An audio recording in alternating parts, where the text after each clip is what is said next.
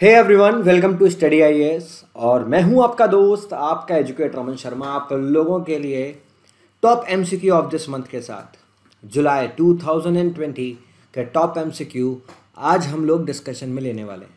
ये एक recorded video है, तो आप लोग यहाँ पर अपने प्रैक्टिस के लिए जब भी सवाल आए तो आप लोग सवाल को स्टॉप करके पढ़ने की कोशिश करना।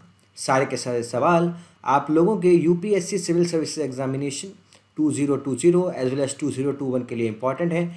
इसके साथ साथ अगर आप लोग state public service commission examination की तैयारी कर रहे हैं, उसमें भी ये सवाल आप लोगों के लिए इम्पॉर्टेंट होने वाले हैं। आप लोगों को पता ही है कि I am the educator on academy plus, जो कि आप लोगों के लिए डेली करंट अफेयर्स शो लेकर आता है। मेरे डेली करंट अफेयर्स शो के अंदर आपको वो सारी की सारी चीज़ें मिल जाती हैं जो आपके करंट अफेयर्स के लिए ज़रूरी हैं।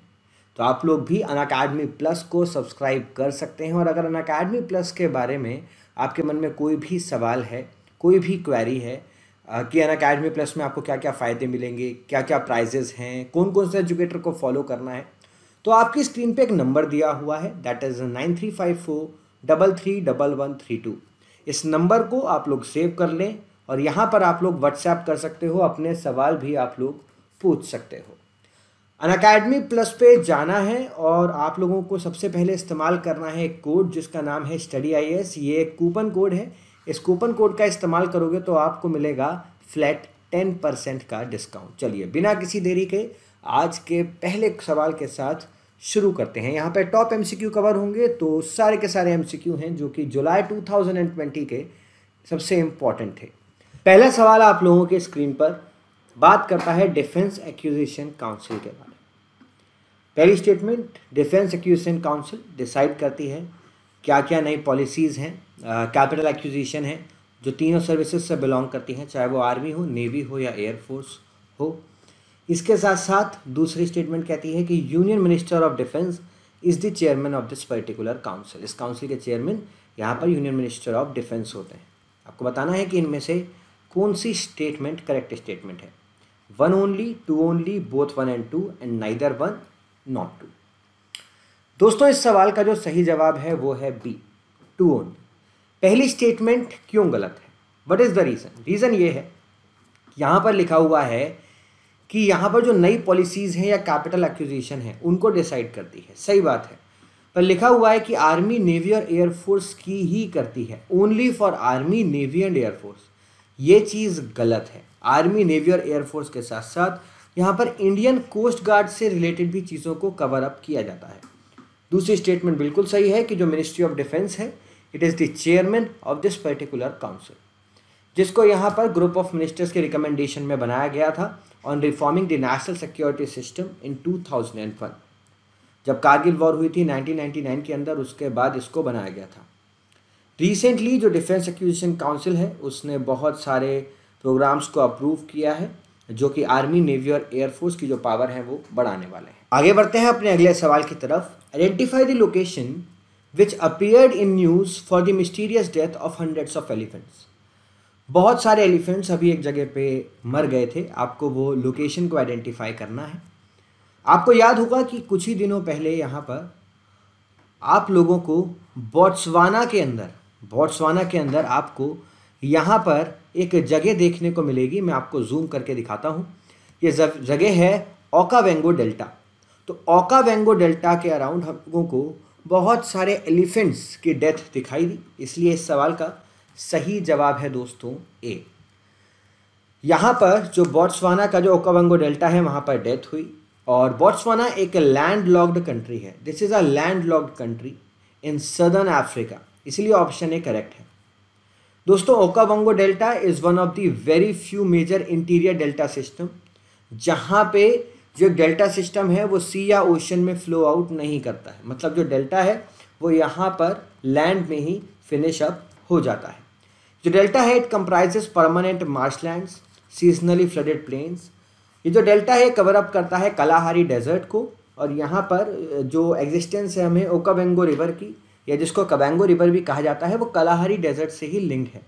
यहाँ पर वर्ल्ड के सबसे ज़्यादा एंडेंजर्ड स्पीसीज मैमल्स आपको देखने को मिल जाएंगे, जैसे चीता, white rhinoceros, black rhinoceros, African wild dog और लायन। अगले सवाल की तरफ आगे बढ़ते हैं।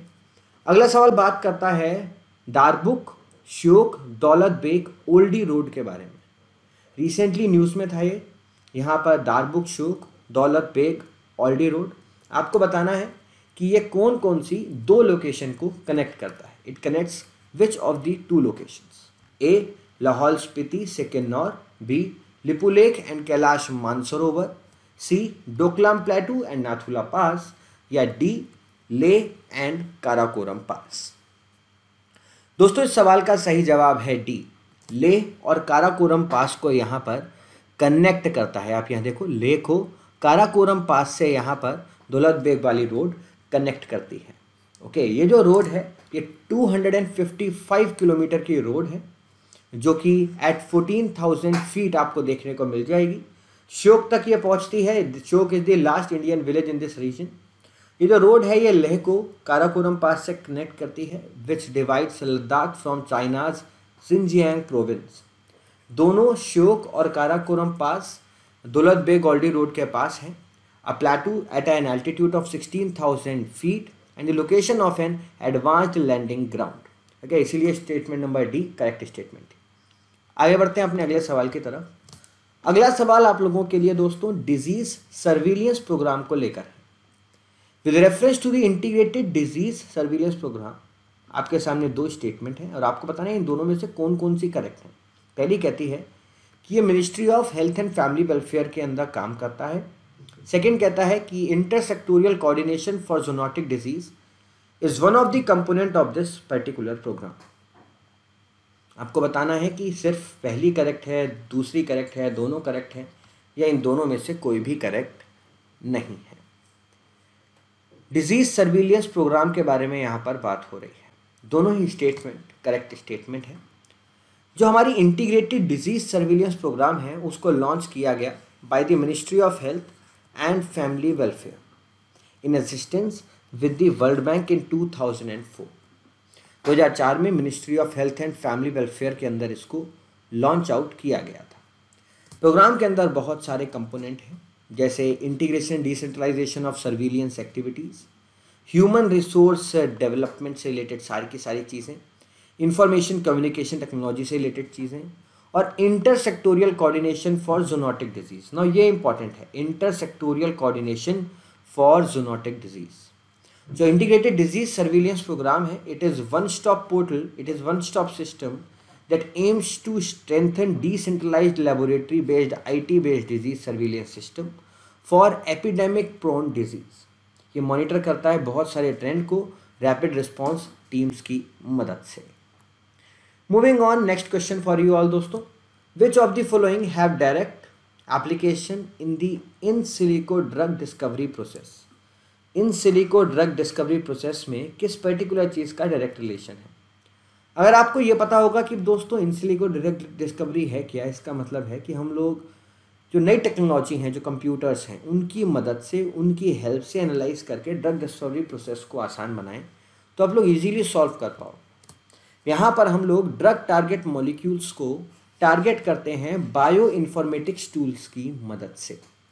यहाँ पर एक एक्सप्रेशन है जहाँ पर ये सारे के सारे काम कंप्यूटर और कंप्यूटर सिमुलेशन की मदद से कंडक्ट किए जाते हैं, इसीलिए स्टेटमेंट नंबर 2 भी करेक्ट है। Drug target molecules DNA, RNA और प्रोटीन्स इंक्लूड करते हैं जिसके अंदर रिसेप्टर्स और एंजाइम्स भी होते हैं। Identification of drug target molecules helping knowing their pharmacological relevance to the disease under the investigation. Moving on, अपने अगले सवाल की तरफ आगे बढ़ते हैं दोस्तों। अगला सवाल है यहाँ पर आपके इंडियन पॉलिटी से लिंक।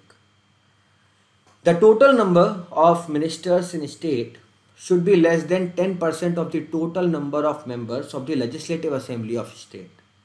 जो टोटल नंबर ऑफ मिनिस्टर्स हैं किसी भी स्टेट में वो कम होने चाहिए लेजिस्लेटिव असेंबली के टोटल 10% नंबर से। और दूसरी स्टेटमेंट कहती है कि जो प्रोविज़न है इसको फर्स्ट अमेंडमेंट को जो था संविधान का 1951 के अंदर उसने इंट्रोड्यूस किया था। आपको बताना है कि कौन सी स्टेटमेंट करेक्ट है। A1 only, B2 only, C both 1 and 2 या D नाइदर 1 nor 2। आपको बताना है कि करेक्ट क्या है। सही जवाब है इसका दोस्तों D। इन दोनों में से कोई भी स्टेटमेंट करेक्ट नहीं है। क्यों? बिकॉज आर्टिकल नंबर 164 के हिसाब से जो टोटल नंबर ऑफ मिनिस्टर्स हैं इंक्लूडिंग चीफ मिनिस्टर, वो 15% जो मेंबरशिप है लेजिस्लेटिव असेंबली की उससे ज़्यादा नहीं होने चाहिए। तो 15% is the limit. Okay, and यहाँ पर जो number of ministers including chief minister in a state shall not be less than 12, shell not be less than 12, 12 से कम भी नहीं होने चाहिए, इसलिए स्टेटमेंट नंबर 1 नॉट करेक्ट है। स्टेटमेंट नंबर 2 के बारे में बात करें तो इसको यहाँ पर 91st कॉन्स्टिट्यूशन अमेंडमेंट एक्ट 2003 की मदद से यहाँ पर इंट्रोड्यूस किया गया था, फर्स्ट कॉन्स्टिट्यूशन अमेंडमेंट एक्ट की मदद से नहीं। जो फर्स्ट कॉन्स्टिट्यूशन अमेंडमेंट एक्ट है 1951 वाला, उसको इंस्टीट्यूट किया गया था जिससे यहाँ पर अमेंड किया जा सके आर्टिकल नंबर 19, और इसके अंदर जो ज़मींदारी एबोलिशन लॉज थे उनको वैलिड किया जा सके, कुछ स्टेट लॉज थे उनको वैलिड किया जा सके, इसके लिए हम लोगों ने फर्स्ट कॉन्स्टिट्यूशन अमेंडमेंट एक्ट को लॉन्च किया था, इसलिए स्टेटमेंट नंबर 2 भी इनकरेक्ट स्टेटमेंट है। Moving on to the next question, बात करेंगे परचेजिंग मैनेजर्स इंडेक्स के बारे में, पीएमआई के बारे में यहाँ पर बात हो रही है। दो चीज़ें हैं, पहला कहता है कि पीएमआई एक इंडेक्स है जिसके अंदर यहाँ पर हमें ग्रोथ रेट नज़र आते हैं अलग अलग इंडस्ट्री ग्रुप्स के हमारी इकोनॉमी के एक फिक्स पीरियड ऑफ टाइम के अंदर, और जो पीएमआई है परचेजिंग मैनेजर्स इंडेक्स है उसको सीएसओ सेंट्रल स्टैटिस्टिक्स ऑर्गेनाइजेशन निकालता है। ऑप्शन है आपके A1 only, B2 only, C both 1 and 2, या D नाइदर 1 नॉर 2। आपको अपना जवाब नीचे कमेंट बॉक्स में आप लोग ज़रूर लिखिए। आप लोग इतने सारे सवाल सॉल्व कर रहे हैं तो प्लीज़ कमेंट बॉक्स का भी इस्तेमाल करें। इस सवाल का सही जवाब है डी, दोनों में से कोई भी स्टेटमेंट सही नहीं है। यहाँ पर जो पहली चीज़ है वो तो ये है कि जो परचेजिंग मैनेजर्स इंडेक्स है ये इंडेक्स है जहाँ पर हम लोग इकोनॉमिक ट्रेंड को देखते हैं मैन्युफैक्चरिंग और यहाँ पर सर्विस सेक्टर के अंदर। It consist of diffusion index जिसके अंदर मार्केट कंडीशंस को हम लोग समराइज करते हैं, by purchasing manager are expending, और उनको यहाँ पर देखने की कोशिश करते हैं। जो पर्पज़ है यहाँ पर पीएमआई का वो यही है कि करेक्ट इन्फॉर्मेशन प्रोवाइड कराई जा सके करंट और फ्यूचर बिजनेस ट्रेंड। तो याद रखना पीएमआई के अंदर करंट के साथ साथ जो फ्यूचर बिजनेस ट्रेंड है उसको भी इंक्लूड किया जाता है। जो आईआईपी है इंडेक्स ऑफ इंडस्ट्रियल प्रोडक्शन है वो एक इंडेक्स है जिसके अंदर ग्रोथ रेट देखी जाती है इंडस्ट्रियल ग्रुप्स की। तो डेफिनेशन यहाँ पर आईआईपी की थी स्टेटमेंट नंबर 1 के अंदर, इसलिए स्टेटमेंट नंबर 1 नॉट करेक्ट है। और आईआईपी को सीएसओ निकालता है। यहाँ पर पीएमआई की बात करें तो पीएमआई को आईएचएस निकालता है, ओके, और यहाँ पर निकी एशिया निकालता है। अगर एशिया के बारे में बात करें, चाइना का भी पीएमआई निकी एशिया ही निकालता है। अगला सवाल आपको बताना है कि कौन कौन से यहाँ पर जो प्रोटेक्टेड एरियाज़ हैं वो असम के अंदर लाई करते हैं। Orang national park, Laokhowa national park, Buxa national park, या मनस वाइल्ड लाइफ सेंचुरी। बताइए 1 2 3 4, 2 and 4, 2 3 4 या 1 2 3 कौन निकालता है? उम्मीद करता हूँ आप लोगों ने सही आंसर पॉज करके वीडियो कमेंट बॉक्स में डाल दिया होगा। करेक्ट आंसर है ए 1 2 and 4। ओके, 1 2 and 4 मतलब ओरांग, लोकावा और मानस ये लाई करते हैं। बुक्सा कहाँ है वो आप कमेंट बॉक्स में मुझे बता देना, वैसे मैं ही आपको बता देता हूँ। बुक्सा नेशनल पार्क यहाँ पर आपको वेस्ट बंगाल के अंदर देखने को मिल जाएगा। ओके, तो Buxa national park is in West Bengal. आगे बढ़ते हैं अपने अगले सवाल की तरफ। अगला सवाल बात करता है नगरहोल नेशनल पार्क के बारे में। आपके सामने 3 स्टेटमेंट है, तीनों स्टेटमेंट को आपको देखना है और बताना है कि इनमें से कौन सी स्टेटमेंट नॉट करेक्ट है। पहली स्टेटमेंट कहती है कि it was declared as the first tiger reserve under the Project Tiger. ये पहला टाइगर रिजर्व था प्रोजेक्ट टाइगर के अंदर। दूसरी स्टेटमेंट कहती है it lies in the Eastern Ghats, और ये पार्ट है नीलगिरी बायोस्फीयर रिजर्व का।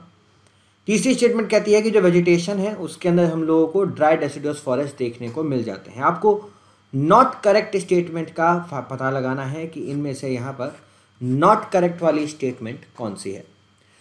दोस्तों यहाँ पर सही जवाब होगा डी 1 2 3, मतलब तीनों ही स्टेटमेंट यहाँ पर गलत स्टेटमेंट है। Okay, which are not correct, तीनों ही नॉट करेक्ट हैं बिकॉज नगरहोल नेशनल पार्क को राजीव गांधी नेशनल पार्क भी कहा जाता है। ये आपको कर्नाटका में देखने को मिल जाएगी। इसको 1955 के अंदर इस्टेब्लिश किया गया था और इसको नेशनल पार्क के रूप में अपग्रेड किया गया 1988 के अंदर।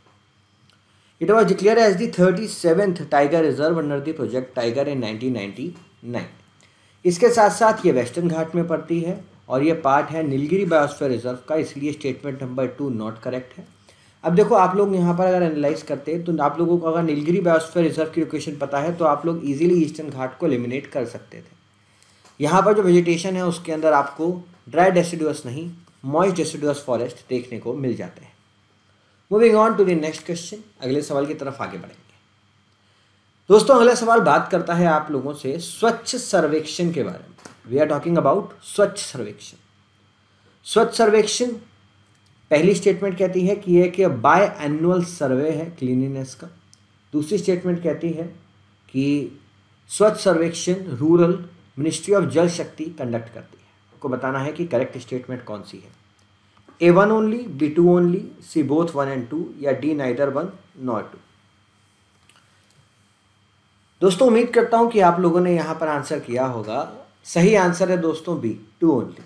स्वच्छ सर्वेक्षण बेसिकली एक एनुअल सर्वे है, ये एक बाय एनुअल सर्वे नहीं है, ये हर साल होता है। ये एक एनुअल सर्वे है जहां पर देखा जाता है कि क्लीनिनेस, हाइजीन और सैनिटाइजेशन शहरों में कैसा है, टाउन्स में कैसा है। इसीलिए स्टेटमेंट नंबर 1 नॉट करेक्ट है। स्वच्छ सर्वेक्षण रूरल मिनिस्ट्री ऑफ जल शक्ति करती है और स्वच्छ सर्वेक्षण urban ministry of housing and urban affairs के अंदर आता है। मूविंग ऑन, अगला जो हमारा सवाल है वो बात करता है दोस्तों कंपल्सरी लाइसेंसिंग के बारे में। Consider the following statement with regard to the compulsory licensing. पहली स्टेटमेंट कहती है कि जो कंपल्सरी लाइसेंसिंग है उसको हमारे देश में इंडियन पेटेंट एक्ट 1970 के अंदर रेगुलेट किया जाता है। दूसरी स्टेटमेंट कहती है it is not permitted under the trade related aspects of intellectual property rights. Trips के अंदर इट इज़ नॉट परमिटेड। आपको बताना है कि कौन कौन सी स्टेटमेंट यहाँ पर करेक्ट स्टेटमेंट। दोस्तों सबसे पहले तो आप लोग ये समझो कि what is compulsory licensing. Compulsory licensing allow करती है यहाँ पर सरकार को कि सरकार थर्ड पार्टी को लाइसेंस दे सकती है। ठीक है, वो पार्टी जो कि यहाँ पर पेटेंट होल्डर के अलावा कोई और पार्टी है और थर्ड पार्टी को एक लाइसेंस दे रही है कि वो प्रोड्यूस कर सकते हैं, मार्केट कर सकते हैं किसी पेटेंटेड प्रोडक्ट को बिना पेटेंट ओनर के कोई भी यहाँ पर ऑथेंटिकेशन, कोई भी यहाँ पर कंसेंट लिए हो। कंपल्सरी लाइसेंसिंग को हम लोग इंडियन पेटेंट एक्ट 1970 के अंदर रेगुलेट करते हैं, इसलिए फर्स्ट स्टेटमेंट करेक्ट है। सेकेंड स्टेटमेंट बात करती है कि ये ट्रिप्स के अंदर परमिटेड नहीं है, पर दोस्तों पेटेंट ही खुद ट्रिप्स का पार्ट है। WTO का जो ट्रिप्स है, trade related aspects of intellectual property rights हैं, वो ही प्रोवाइड करते हैं हम लोगों को कंडीशन जिनको फुलफिल करना इंपॉर्टेंट होता है। इसलिए स्टेटमेंट नंबर 2 एक गलत स्टेटमेंट है। However the argument does not specify the list and of the reasons that might be used to justify the compulsory licensing. पर जो दोहा डिक्लेरेशन था ट्रिप्स के ऊपर और पब्लिक हेल्थ के ऊपर, वो कंफर्म करता है कि जो कंट्रीज़ हैं they are free to determine the ground for granting compulsory licences and to determine what constitutes a national emergency. Moving on, अपने अगले सेक्शन की तरफ आगे बढ़ेंगे। पॉलिटी का ये सवाल है। सवाल बात करता है it is the discretion of the prime minister. ये प्रधानमंत्री की डिस्क्रिशन है कि वो कोई भी इंफॉर्मेशन फर्निश करें, कोई भी इंफॉर्मेशन यहाँ पर प्रेसिडेंट तक पहुँचाएं या ना पहुँचाएं, उनकी अपनी डिस्क्रिशन है under the article number 78 of the Indian constitution. Second statement बात करती है कि president is obliged to act on the advice of the council of ministers in the exercise of his function. आपको बताना है कि इनमें से कौन कौन सी चीज़ें करेक्ट हैं। आपको करेक्ट स्टेटमेंट का पता लगाना है। 1 ओनली, 2 ओनली, बोथ 1 and 2 या नाइदर 1 नॉर 2। बताइए।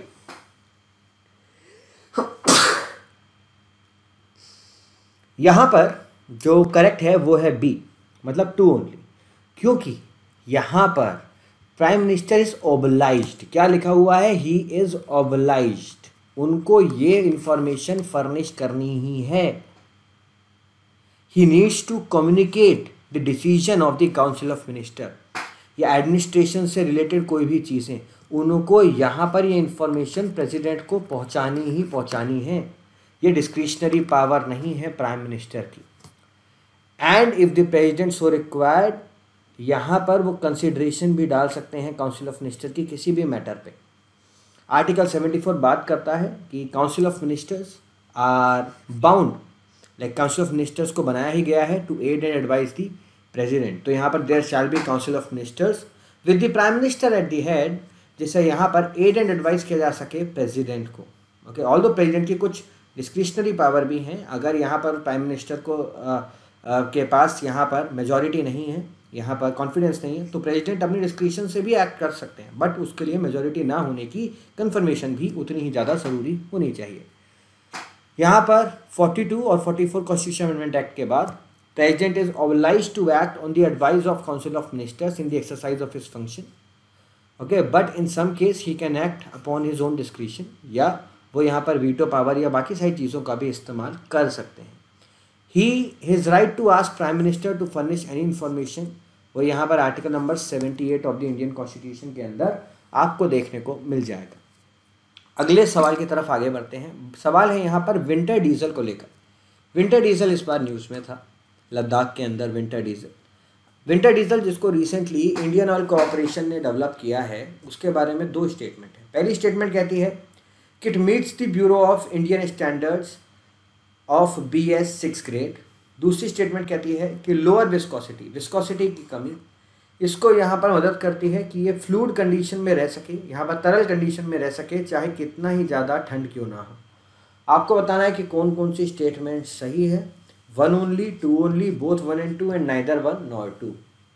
आप लोग यहाँ पर नाम से भी पता लगा सकते हो कि इसका नाम विंटर डीजल क्यों रखा गया होगा। और अब वैसे भी हम लोग BS 6 नॉर्म्स के बारे में बात कर रहे हैं, इसलिए स्टेटमेंट नंबर सी, मतलब ऑप्शन नंबर सी करेक्ट है। मतलब दोनों ही स्टेटमेंट यहाँ पर करेक्ट है।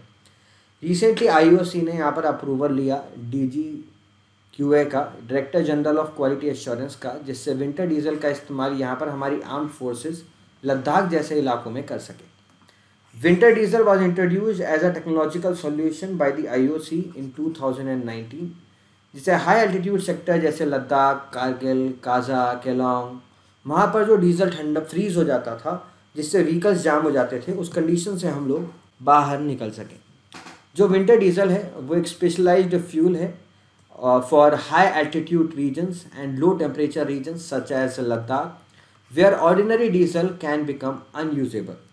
जो विंटर डीजल है वो यहाँ पर ब्यूरो ऑफ इंडियन स्टैंडर्ड के BS 6 ग्रेड को भी यहाँ पर मीट आउट करते हैं, और ये लोअर विस्कोसिटी को मेंटेन करते हैं, जिससे यहाँ पर वो कितनी सर्दी वाली कंडीशन क्यों ना हो, ये विस्कस रह पाते हैं। ओके, ये विस्कस रह पाते हैं, बिल्कुल तरल रह पाते हैं। ओके, चलिए आगे बढ़ते हैं। Where is Sakteng wildlife sanctuary located? Where is Sakteng wildlife sanctuary located? Myanmar, India, Bhutan या नेपाल? कहाँ पर ये wildlife sanctuary? Wildlife important है, यहाँ पर आपको दिख भी रहा होगा राइट हैंड साइड पे मैप में। ये भूटान के अंदर है सक्तेंग वाइल्ड लाइफ सेंचुरी, जिसको यहाँ पर कवर अप करने की कोशिश की जा रही है चाइना द्वारा। चाइना कह रहा है कि ये भी हमारा हिस्सा है, इसलिए इसका आंसर है सी। ओके, अगला सवाल आप लोगों की स्क्रीन पर। Which of the following countries share border with Persian Gulf? आपको बताना है कौन कौन से देश पर्शियन गल्फ के बॉर्डर शेयर आउट करते हैं। ध्यान से सोच के करो। Persian Gulf, we are talking about Persian gulf.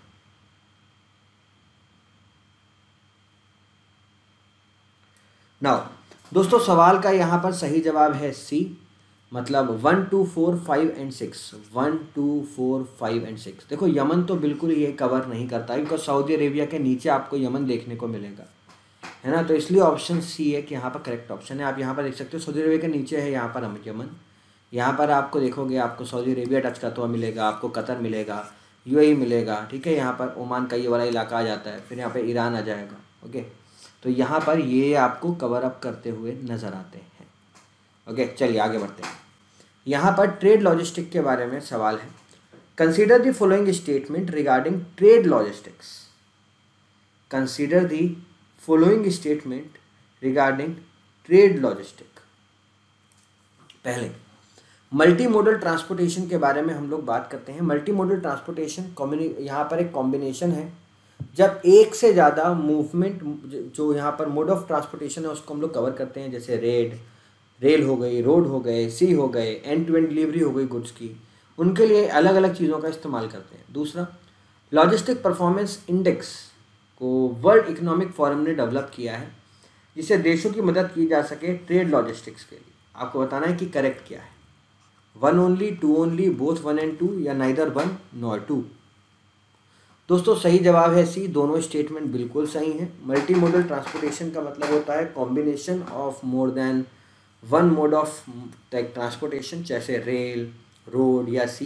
जैसे हम लोग छाबार के साथ अफगानिस्तान को कनेक्ट कर रहे हैं ना, वो मल्टी मोडल ट्रांसपोर्टेशन के अंदर आता है, जिससे गुड्स एंड सर्विसेज बेटर रूप से यहाँ पर चल सके।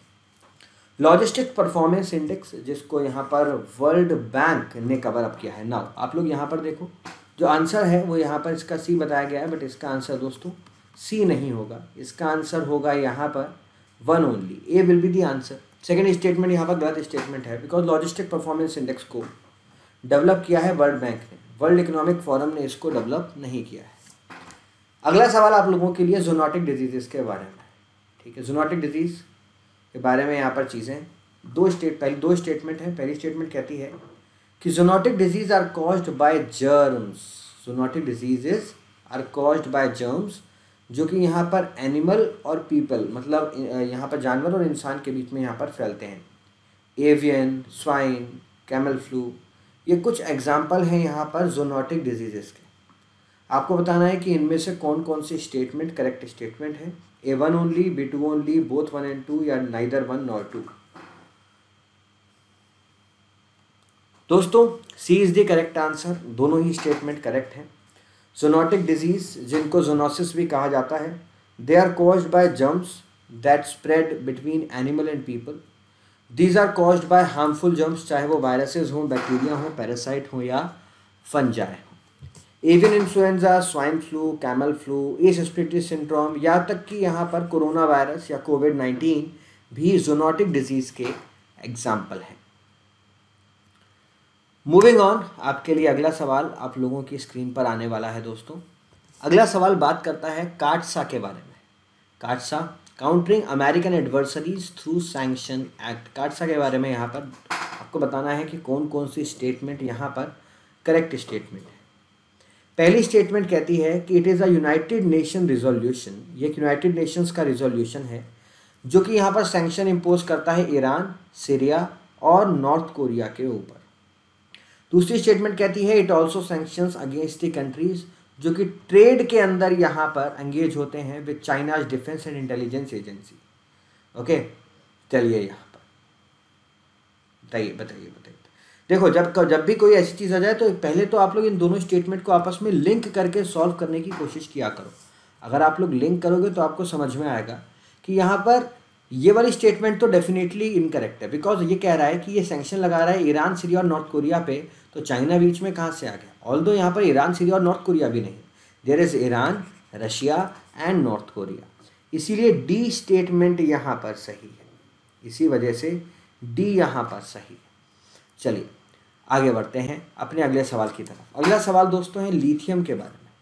लिथियम के बारे में सवाल है, 3 स्टेटमेंट है, आपको बताना है कि कौन कौन सी करेक्ट है। पहली कहती है लिथियम एक लाइट इन्फ्लेमेबल मेटल है जिसका इस्तेमाल हम लोग बैटरीज के अंदर करते हैं। It is produce through stellar nucleosynthesis, और इसका इस्तेमाल मेंटल हेल्थ डिसऑर्डर्स को ट्रीट करने में भी किया जाता है। लिथियम के बारे में बात हो रही है, सोचिए और बताइए इसका क्या मतलब आंसर क्या होगा।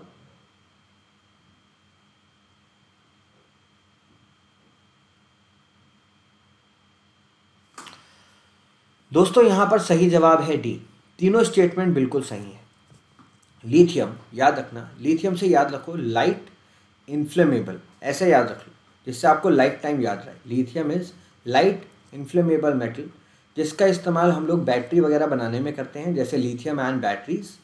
और इसने मॉडर्न कम्युनिकेशन डिवाइसेस के अंदर एक बहुत बड़ा चेंज लाया, बिकॉज आजकल आप कोई भी डिवाइस देखो उसके अंदर हम लोग लिथियम आयन बैटरीज का इस्तेमाल कर रहे हैं। Scientist from Indian institute of astrophysics have provided evidence कि जो लिथियम है वो यहाँ पर लो मास स्टार के अंदर है, मतलब जब यहाँ पर हीलियम एग्जॉस्ट होने लगता है स्टार की कोर के अंदर, चाहे वो सन ही क्यों ना हो, वहाँ पे हम लोगों को लिथियम प्रोड्यूस होता हुआ नज़र आता है। उसी चीज़ को स्टेलर न्यूक्लियोसिंथेसिस कहा गया है। Okay, it is produced by the process of stellar nucleosynthesis. इसका मतलब है केमिकल एलिमेंट्स के क्रिएशन की वजह से with the help of nuclear fusion. यहाँ पर मेंटल हेल्थ और डिसऑर्डर्स को ट्रीट करने के लिए भी लिथियम का इस्तेमाल होता है। जैसे we use lithium carbonate, lithium carbonate का इस्तेमाल किया जाता है, कॉमन ट्रीटमेंट है बाइपोलर डिसऑर्डर का, जिसकी मदद से मूड स्विंग्स जो होते हैं ना उनको बैलेंस करने की कोशिश की जाती है। तो मूड स्विंग्स अगर किसी को होते हैं तो उसको लिथियम कार्बोनेट दी जाती है। आपके लिए अगला सवाल यहाँ पर गोल्डन बर्ड विंग से रिलेटेड है दोस्तों। Next question is all about golden bird wing. Consider the following statement about golden bird wing.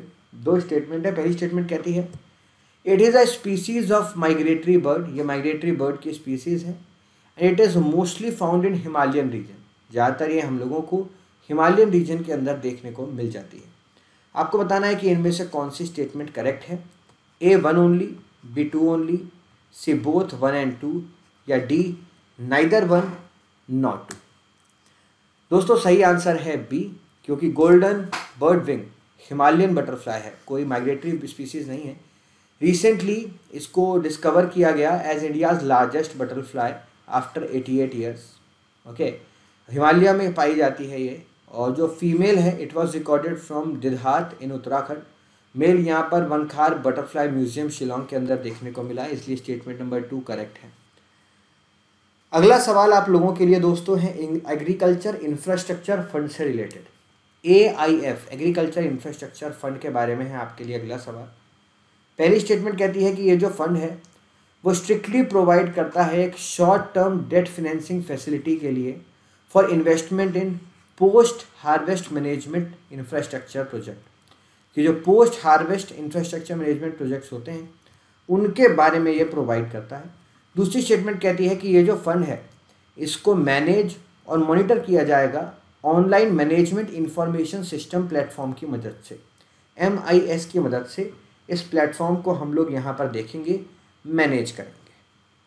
आपको बताना है कि कौन कौन सी स्टेटमेंट यहाँ पर करेक्ट स्टेटमेंट है। A 1 only, B 2 only, C both 1 and 2 या D neither 1 not 2। Agriculture infrastructure fund दोस्तों पहली स्टेटमेंट गलत है। क्यों?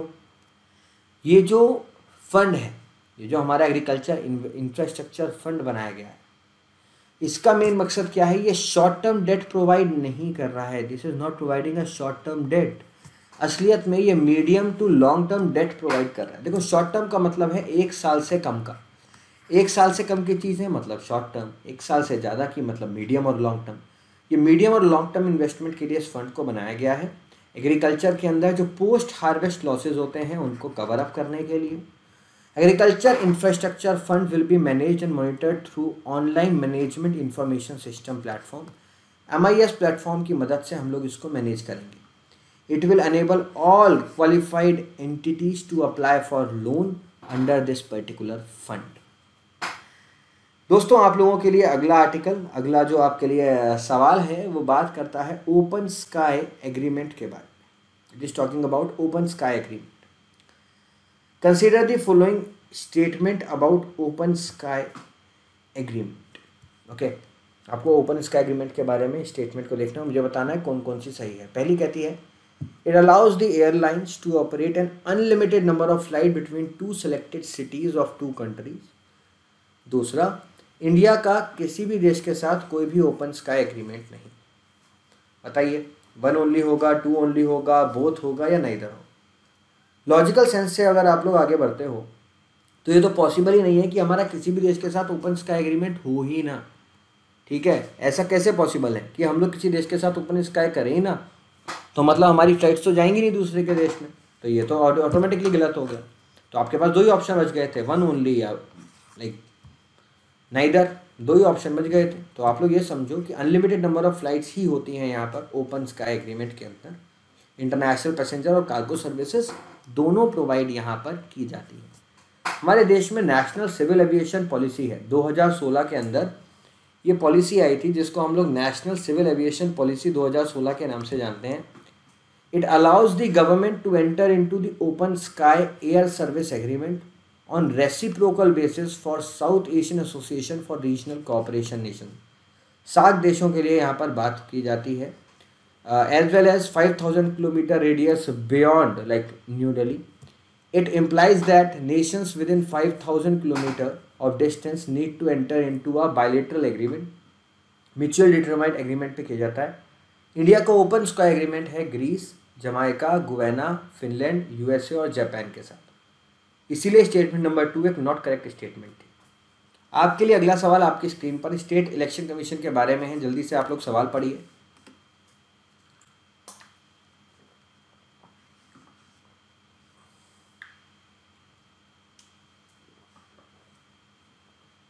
उम्मीद करता हूं आप लोगों ने सवाल पढ़ लिया होगा।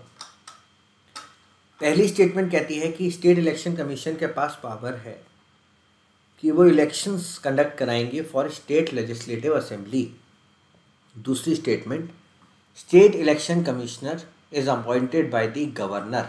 तीसरा, जो टेन्योर होता है और अपॉइंटमेंट होता है they are directed as per the law made by the state legislature. बताइए A1 and 2, B2 and 3, C1 only या D1, 2, 3, कौन सा यहाँ पर आपको करेक्ट लग रहा है? बताइए दोस्तों। सही जवाब है इसका B, 2 and 3, क्योंकि यहाँ पर state election commission local bodies के इलेक्शन कंडक्ट कराती है। It conducts election of local bodies. Okay, local bodies के इलेक्शन कराती है, ना कि स्टेट लेजिस्लेटिव असेंबली के। मेन इसका काम वही है। आर्टिकल 324 अंडर क्लॉज 1 के अंदर यहाँ पर कमीशन के पास पावर है for superintendence, direction, control of the election to both houses of the state. इसके साथ साथ आर्टिकल 243 के अंडर क्लॉज 1 बात करता है कि ये म्यूनिसिपैलिटीज़ और पंचायत के इलेक्शन इसके अंदर है, म्यूनिसिपैलिटीज़ के इलेक्शन यहाँ पर 243ZA के अंदर है। स्टेट इलेक्शन कमिश्नर को अपॉइंट करने की जिम्मेदारी यहाँ पर गवर्नर को प्रोवाइड की गई है संविधान से। और आर्टिकल 243 के अंडर क्लॉज 2 बात करता है कि जो टेन्योर होगा, अपॉइंटमेंट होगा, it will be directed as per the law made by the state legislature. जैसे भी लॉ स्टेट लेजिस्लेचर बनाएगा उसके हिसाब से। The state election commissioner shall not be removed from his or her office except in like manner and on the like grounds as a जज of a high court. इसलिए statement number 3 भी एक correct statement है। दोस्तों ये था part number 1 आपके जुलाई 2020 के MCQ का। पार्ट नंबर 2 आप लोगों को जल्द ही मिल जाएगा विदिन 24 आवर्स, 24 घंटे के अंदर अंदर पार्ट 2 मिल जाएगा। तब तक आप लोग इसको लाइक करें, शेयर करें। और अगर आप लोगों को अनअकैडमी प्लस के बारे में कोई भी डाउट हो तो आपको नंबर दे दिया गया है, इस नंबर पे भी आप लोग कॉन्टैक्ट कर सकते हो। इस नंबर पे आपको सारी जानकारी अनअकैडमी प्लस के बारे में मिल जाएंगी। So love and peace from my side. Thank you for having me here guys and have a great day ahead. Bye bye. Take care.